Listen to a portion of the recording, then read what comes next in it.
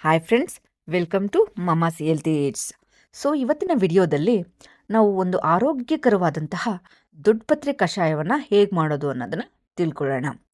So ಇದು ಏನು ಉಪಯೋಗಗಳು, ಇದರ ಉಪಯೋಗಗಳೇನು ಅಂತಂದರೆ, ಇದು ಮಕ್ಕಳಿಗೆ ತುಂಬ ಚೆನ್ನಾಗಿ ಕೆಲಸ ಮಾಡುತ್ತೆ.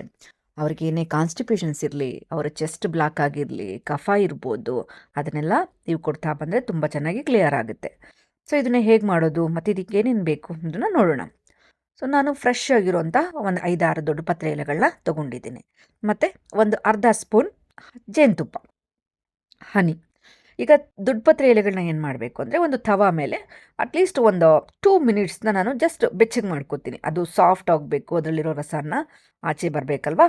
ಸೊ ಅದನ್ನು ಸಾಫ್ಟ್ ಮಾಡ್ಕೊತೀನಿ. ಹೀಗೆ ಮಾಡಿಕೊಂಡು ಒಂದು ಸ್ಪೂನ್ ಸಹಾಯದಿಂದನೋ ಇಲ್ಲ ಕೈಯಿಂದನೋ ನೀವು ಎಲ್ಲ ಒಂದನ್ನು ಪ್ಲೇಟ್ಗೆ ಟ್ರಾನ್ಸ್ಫರ್ ಮಾಡ್ಕೊಳ್ಳಿ.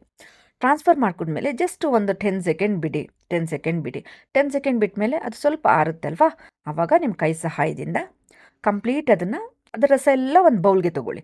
ಎಲ್ಲ ಬೌಲ್ಗೆ ತೊಗೊಂಡ್ಮೇಲೆ ಅದಕ್ಕೆ ಒಂದು 1/2 ಸ್ಪೂನು ಹನಿನ ಆ್ಯಡ್ ಮಾಡಿ. ಆವಾಗ ಮಕ್ಕಳಿಗೆ ಕಹಿನೂ ಇರಲ್ಲ, ತುಂಬ ಚೆನ್ನಾಗಿ ಇಷ್ಟಪಡ್ತಾರೆ ಅವರು. ಓಕೆ, ಒಂದು ಸಲ ಕೊಡ್ತಾರೆ, ಇನ್ನೊಂದು ಸಲ ಹೇಳಿದ್ರು ಓಕೆ ಕೊಡಿ ಅಂತಾರೆ. ಅಷ್ಟು ಚೆನ್ನಾಗಿರುತ್ತೆ. ಸೊ ಅದನ್ನು ನೀವು ಡೈಲಿ ಮಾರ್ನಿಂಗ್ ಎದ್ದಾಗ ಕೊಡ್ತಾ ಬನ್ನಿ. ಇಲ್ಲ ಅಟ್ಲೀಸ್ಟ್ ವಾರದಲ್ಲಿ 2 ದಿನ 3 ದಿನ ಕೊಟ್ಟರು ಎಂಥದೇ ಕಫ ಇರಲಿ, ಕಾನ್ಸ್ಟಿಪೇಷನ್ ಇರಲಿ, ತುಂಬ ಉಪಯೋಗವಾದಂತಹ ಕಷಾಯ ಇದು. ಸೊ ಈ ವಿಡಿಯೋ ಎಲ್ಲರಿಗೂ ಇಷ್ಟವಾಗಿರುತ್ತೆ ಅಂತ ತಿಳ್ಕೊತೀನಿ. So thank you. ಮುಂದಿನ ವಿಡಿಯೋದಲ್ಲಿ ಒಂದು ಹೊಸ ರೆಸಿಪಿಯೊಂದಿಗೆ ಸಿಗೋಣ. Thank you.